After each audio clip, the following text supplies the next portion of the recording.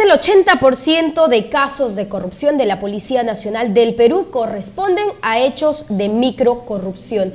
Estos son los resultados de un estudio del Observatorio Anticorrupción realizado por la Procuraduría Pública especializada en delitos de corrupción. Y para hablar sobre este tema y darnos todos estos detalles sobre este estudio, está con nosotros Víctor Manuel Quinteros Marquina, coordinador justamente del Observatorio Anticorrupción. Muchas gracias por estar con nosotros. Muchas gracias por la invitación. Bien, este dato es escandaloso, ¿no? 80% de casos de corrupción en la Policía Nacional del Perú corresponden a hechos de microcorrupción. ¿Qué significa?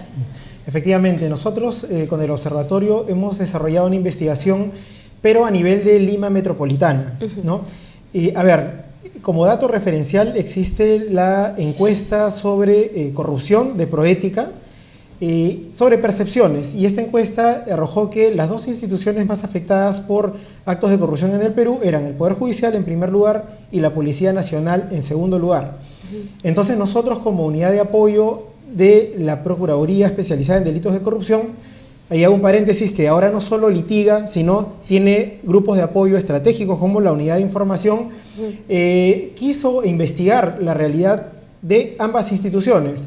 Y nos dimos cuenta que en el caso de la Policía Nacional del Perú, a nivel de Lima metropolitana, pero esto tiende a replicarse a nivel nacional, los casos de gran corrupción, los casos complejos, no llegaban al 5%. Y los casos de microcorrupción, es decir, los más pequeños, llegaban aproximadamente al 80%. El término medio son casos de mediana corrupción, ¿no? ¿Esto cuánto afecta a la población? Bueno, si hablamos de microcorrupción en el caso de Policía Nacional del Perú, vemos que la percepción va por la relación del policía con el ciudadano, ¿no? Acá hay un efecto de cotidianidad. De los que te cobran 10 solcitos porque, en fin, lo paran a la combi porque no tienen los papeles completos, 5 soles debajo de... No, yo he visto. O sea, ¿quiénes no han presenciado esta situación justamente en la capital? Exacto. La percepción negativa de la policía va en función al contacto directo del policía con el ciudadano. Y la percepción es negativa. Y en las cifras concretas que dan los expedientes judiciales que nosotros tenemos, pues el 80% de casos son de microcorrupción. El 50% de estos casos son de coimas de tránsito, ¿no? Ahora, un dato peculiar que ya surge de los casos judicializados es que de este grupo de casos de coimas de tránsito, casi el 90% se refieren a conductores infractores. Y el mínimo número corresponden a efectivos policiales involucrados en la coima, es decir, los que piden el dinero, ¿no? Pero, ¿por qué ocurre esto? Y en el caso de sentencias, en este tipo de coimas también es algo similar. En el caso de policías, por ejemplo, en sentencias hay un 4%. El 96% de sentencias condenatorias son de conductores infractores. En el caso de la policía, la probanza de coimas de tránsito es complicada, es difícil. Para lograr condenar a un efectivo policial tiene que haber una prueba evidente, irrefutable, como videos o operativos. ¿Pero quién los tiene? ¿Quién los graba? ¿Nadie? Exacto. En el caso, por eso, de Policía Nacional, la gran conclusión de este informe es que tienen que fortalecerse los medios probatorios, o sea, facilitar la prueba de este tipo de actos. Pero a ver, la corrupción que existe sí... Digamos, el policía viene y me dice, bueno, yo te tengo que dar, mira, tú vas a necesitar una papeleta porque no cumples con los requisitos, qué sé yo, te pone 10 soles, no, por favor, 20 soles, ¿no? Pero, o sea, si tú no respondes a esa, digamos, a lo que te está proponiendo el policía, obviamente ya no eres parte de la corrupción, pero la mayoría, obviamente, por no ir a la comisaría y dar, digamos, qué sé yo, discutir en estos temas, pues acepta nada más. Efectivamente, lo que pasa es que hay una gran cifra negra de casos que no están en este estudio. Este estudio solo son casos judicializados, donde la Procuraduría participa, ¿no? Están en investigación fiscal o en proceso judicial. Y el universo real son 253 casos, ¿ya? Pero si tratamos de indagar sobre la cifra negra, podríamos mencionar un informe de la Universidad de Lima, un estudio del 2009. En este estudio, el 90% o casi el 90% de taxistas refirieron que algún efectivo policial les había solicitado una coima.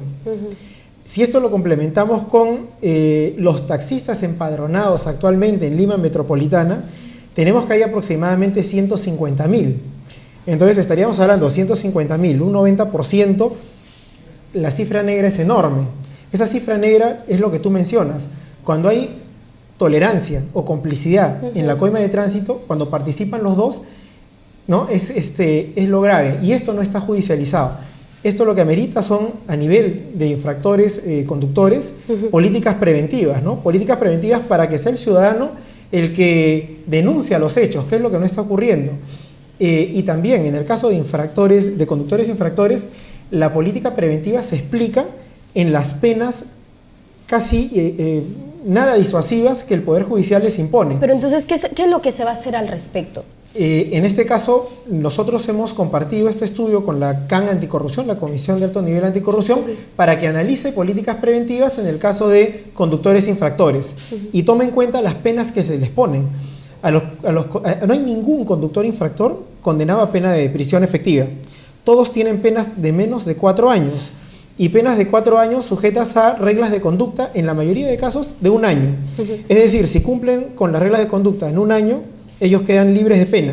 Y la reparación civil que se les impone, en el 90% de casos, no superan los 500 Porque soles. además, a ver, ¿quién es capaz también de grabar mientras ve que un policía coimea con el conductor de una combi, por ejemplo, o un taxista, qué sé yo? Claro, por eso la medida preventiva es con los conductores infractores, ¿no? Incentivos positivos para la denuncia de efectivos policiales.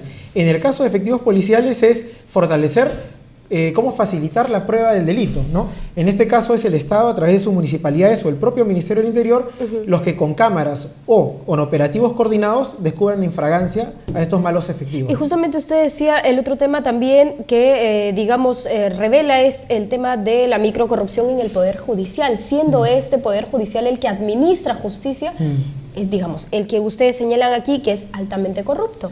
Claro, acá la diferencia con la PNP es que la PNP es la relación diaria con el ciudadano y por eso son grandes casos o numerosos casos de microcorrupción.